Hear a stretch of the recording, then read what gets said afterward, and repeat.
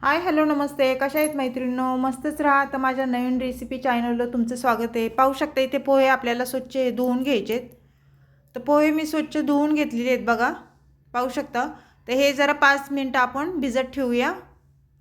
भिजल्यानंतर कसे मऊ होतात छान. तर आता पुढे काय करायचे बघा, इथे मी साहित्य घेणार आहे पोह्यासाठी. एक टमाटा घेतलेला आहे आणि हा टमाटा आपल्याला छान बारीक चिरून घ्यायचा आहे बघा, अशा पद्धतीने. मैत्रिणींनो, सकाळच्या नाश्त्याची रेसिपी आहे ही, नक्की ट्राय करा आणि झटपट होणारी आहे. चॅनलला कोणी नवीन असेल तर लाईक सबस्क्राईब करायला विसरू नका. छोटासा व्हिडिओ आहे, संपूर्ण व्हिडिओ पहा. आणि व्हिडिओ कुठून पाहताय मला कमेंट करून नक्कीच सांगा. छान छान कमेंट करा. आवडला व्हिडिओ तो मैत्रिणींना तुमच्या शेअर करा. तर पाहू शकता आपला टमाटा पण छान बारीक चिरून झालेला आहे हो.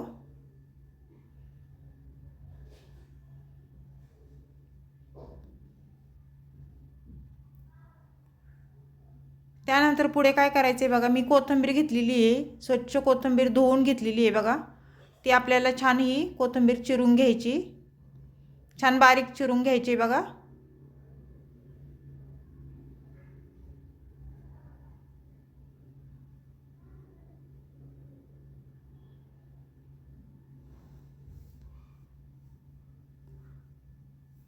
कोथिंबीर छान बारीक चिरून झाल्याच्या नंतर आपल्याला पुढे काय करायचे ते पण मी तुम्हाला सांगते.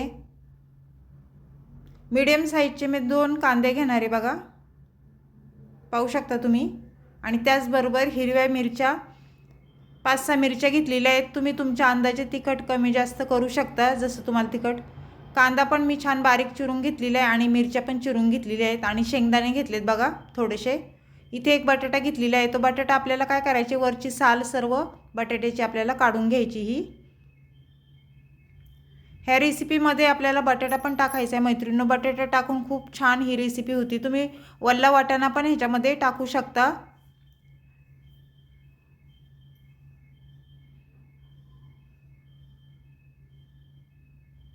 तर छान ही साल काढून झालेली आहे सर्व. तर बटाटा आपल्याला काय करायचं आहे पहा, इथे मी एकदम पातळ असं चिरून घेणार आहे, जेणेकरून बटाटा लवकर शिजला जातो.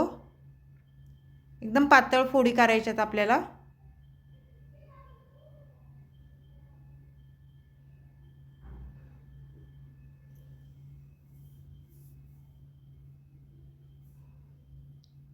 पाहू शकता अशा पद्धतीने फोडी करून झाल्याच्या नंतर मैत्रिणींनो, बटाटा स्वच्छ मी धुवून घेतलेला आहे. पाहू शकता इथे वाटीमध्ये थोडे शेंगदाणे घेतलेले आहेत. तर आता आपल्याला गॅस कवाळायचे बघा. इथे गॅस पेटवून घेते मी आता. आणि गॅसवर आपल्याला कढई ठेवून घ्यायची, पाहू शकता तुम्ही.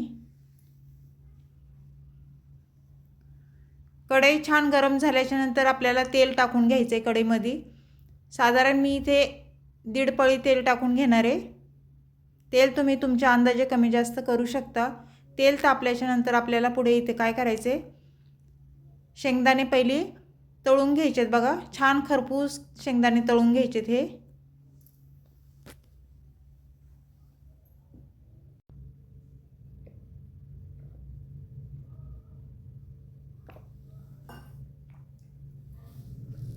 पाहू शकता मैत्रिणींनो, छान शेंगदाणे तळून झालेले आहेत. आता आपण हे काढून घ्यायचेत बघा. पहिली शेंगदाणे तळून घेतले ना मैत्रिणींनो, खूप छान लागतात. दाताखाली असे क्रिस्पी एकदम मस्त वाटतात. त्याच्यामुळे तुम्ही शेंगदाणे पहिली तळून घ्या. त्यानंतर इथे मी 1 चमचे जिरं टाकून घेणार आहे बघा. जिरं छान फुललं ना, तर त्यानंतर आपल्याला इथे मिरच्या टाकून घ्यायच्यात, हिरव्या मी चिरून घेतलेल्या. मस्त मिरच्या आपल्याला तेलावर छान फ्राय करायच्यात बघा. मिरच्या आपल्या छान फ्राय झाल्या की त्याच्यामध्ये कांदा टाकून घ्यायचा आहे बारीक चिरलेला. मी 2 मीडियम साईजचे कांदे घेतले होते, ते टाकून दिलेत. आणि छान कांदा पण आपल्याला परतून घ्यायचा आहे.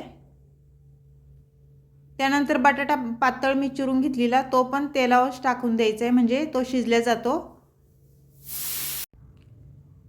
तर बटाटा आपल्याला तेलावर छान परतून घ्यायचा आहे बघा, अशा पद्धतीने. तेलावर परतल्याच्या नंतर बटाटा छान मस्त मऊ शिजतो मैत्रिणींनो. त्यानंतर आपल्याला इथे टमाटा टाकून घ्यायचा आहे। मी एक टमाटा बारीक चिरून घेतलेला तो टाकून दिला आहे आणि टमाटा पण आपल्याला तेलावर मस्त परतून घ्यायचं आहे बघा। हे सर्व छान परतून घ्यायचे, त्यानंतरच आपल्याला पुढे मी काय टाकणार आहे ते सांगते तुम्हाला।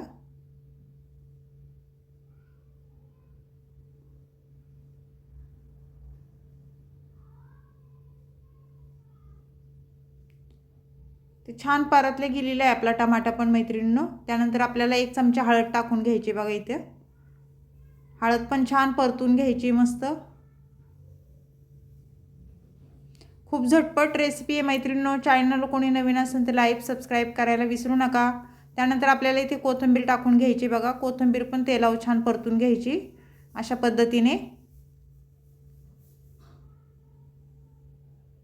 आणि त्यानंतर आपल्याला इथे मी भिजवलेले पोहे ते टाकून देणार आहे बघा सर्व।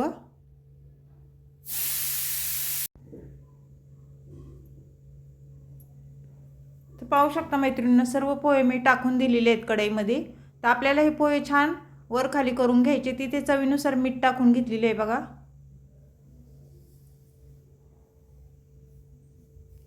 आता हे पोहे आपल्याला छान मिक्स करून घ्यायचे अशा पद्धतीने।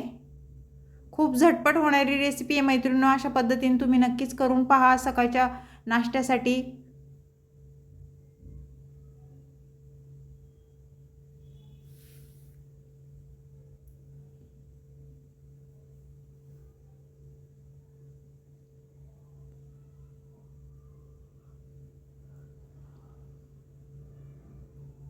आणि बिलकुल पण टाइम लागत नाही ह्या रेसिपीला मैत्रिणींनो।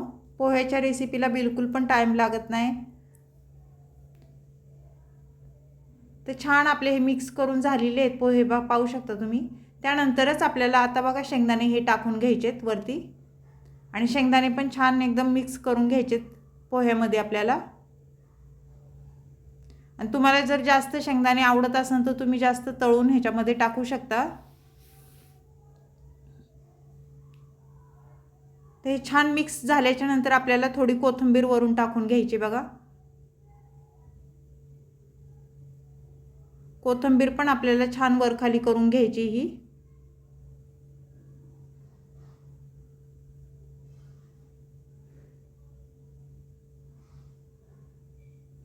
तर मैत्रिणींनो ही पोह्याची रेसिपी तुम्हाला कशी वाटली नाश्त्याची मला कमेंट करून नक्कीच सांगा। चॅनल कोणी नवीन असेल तर लाईक सबस्क्राइब करायला विसरू नका। छान छान कमेंट करा। माझा हा व्हिडिओ तुम्ही कुठून पाहताय ते पण मला नक्की सांगा।